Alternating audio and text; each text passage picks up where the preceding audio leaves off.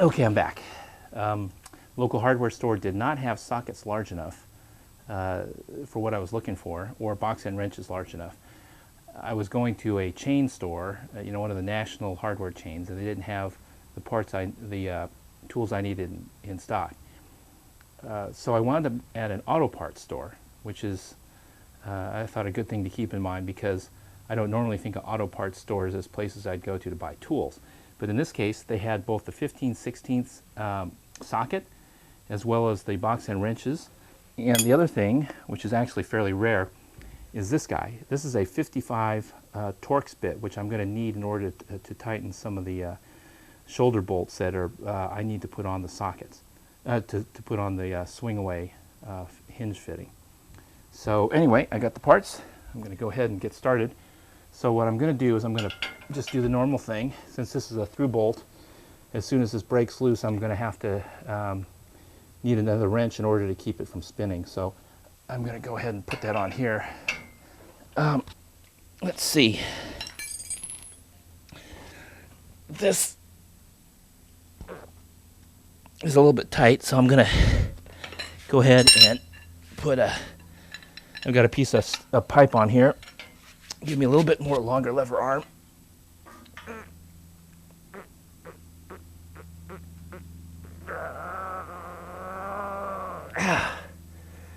Okay, so it's at least moving. I'm going to move this out a little bit, get a little more lever arm on it. There you go. So I think this is good. This will work. And I think pretty soon I'll be able to put the normal ratchet on this instead of a breaker bar. It's getting fairly loose now. Let me just try the bar by itself.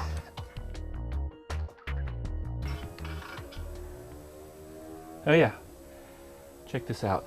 So you probably can't see this, but that's a little nylock nut in there. Okay. So we're done. All right. Well, we'll see. Let me go ahead and tap this out.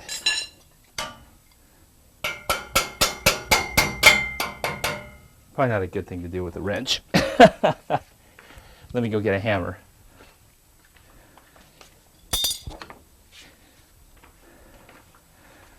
Okay, Mr. Sledge will take care of this.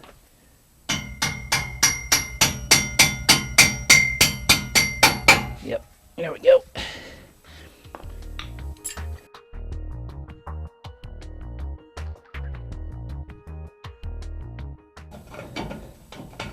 There we go. So got that guy out. Let's get that. Make sure these pieces, we don't lose these pieces. And let's see if it works. Oh yeah, look at that. Okay, so it's looking good. So I'm going to go ahead and pull this guy out now. And you can see it. It's pretty much a piece of cake. Right out through the channel. Here's basically the receiver. You can see that. Came right out. So that's good. So now we've got the replacement tongue, or at least the back half of it. You can see we've got the piece that's drilled with the 4 holes, already pre-drilled for the bolts. That's a good thing. You know, I don't know if you've had much experience like drilling through these kinds of materials, but it's just sort of a pain in the neck with the normal homeowner type of tools and not non-industrial grade stuff. So this is actually quite a benefit. So that slid right in. Holes are positioned perfectly. Bolt will go through here. This will be where the chain attachments are, and I think we're just about set. So I'll put in the bolts, and then we'll get ready to put in the coupling. Okay, so I've got the bolt in, got the torque wrench on. I've got it set at 100 foot-pound or pound-feet of torque, and once we get that tightened up, then it's on to the next step, which is to put on the coupler. So far, everything's been going pretty smoothly on the transition, but now we finally run into something that's going to be take a little bit of extra work to get around. Our trailer is a year 2000 trailer. The tongue was supplied to us here in 2009, and you can see we've got a little bit of an issue now. This bolt hole, which is at the front of the frame and basically helps hold the tongue in place, doesn't quite match the hole that was in the tongue as supplied by the manufacturer. So we've got to figure out what we're going to do. We're going to have to either grind, one of the two in order to get everything to work. I'm thinking we'll probably grind the inner tongue hole back and make it large enough to take the second bolt. The only reason this is an issue is because we're going to use the second hole to basically use the cross bolt that will hold the safety chains in place. So it doesn't have to actually be that tight a fit, but it would be a good idea to have a pin that's the right size going through in order to get the right amount of strength in there for the push and pull forces that are going to be working on the trailer. So what we're going to do is I'm going to get a marking pen. I'm going to come in here and basically use it to mark the areas that I'm going to need to clear out on both sides. It only looks like about maybe a 1/16 to an 1/8 of an inch of material, and we'll be back in a few minutes to get it to work. And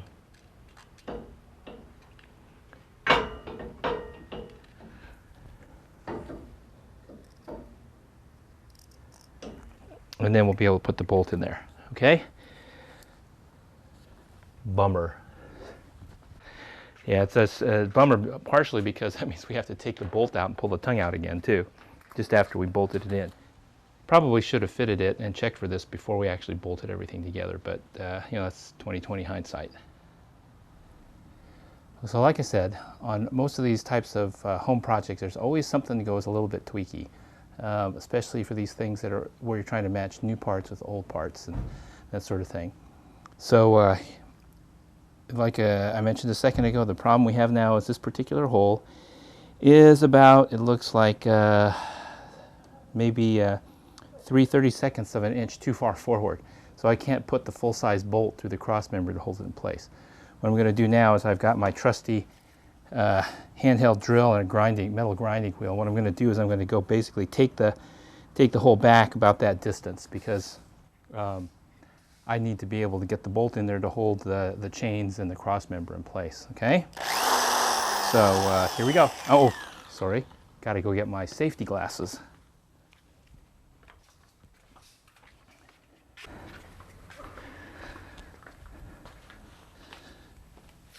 Very important.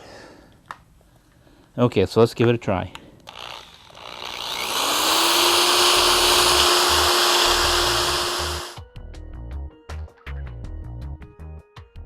After about an hour of grinding and polishing and cutting and all that sort of junk, we've expanded the holes just enough, we think, ouch, to be able to get this thing to fit. So let's get the final test here. There's the back bolt in place. We got a 4.5 inch, half-inch bolt for the front. Nice. Okay, so we're in place now. Now we can do, hopefully, we can do the rest of the installation without incident. Okay, so we finally got through the safety chain issue. Now we're going to start bolting in the casting for the front coupler. So you'll notice they've got 4 bolts. Basically, it's pretty straightforward, it looks like. Just wind up with lock nuts and these size 55 Torx. I've never seen Torx this big before in my life, but that's what they give you in the kit. So we'll just get those straightened up. These are lock nuts, and they have to be torqued down to 75 pounds. So what we'll do is, now that I think about it some more, I think what we'll do is we'll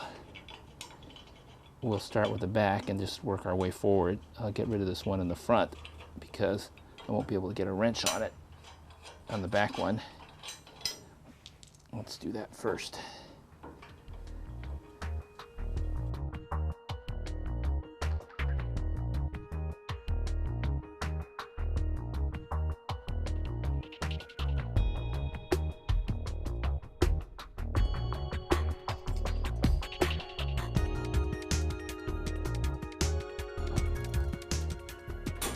There we go.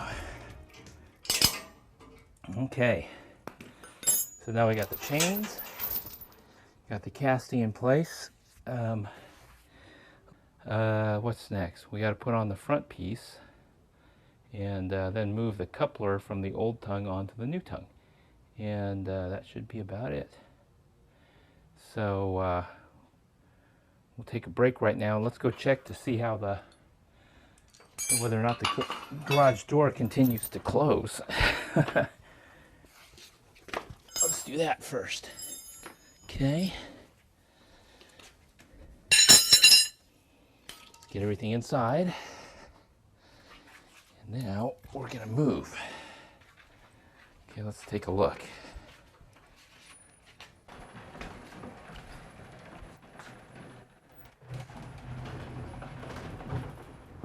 Oh, look at that. How's that for a tight fit? Just basically touches the door. So it's a close fit, but it made it. Good one. Nice.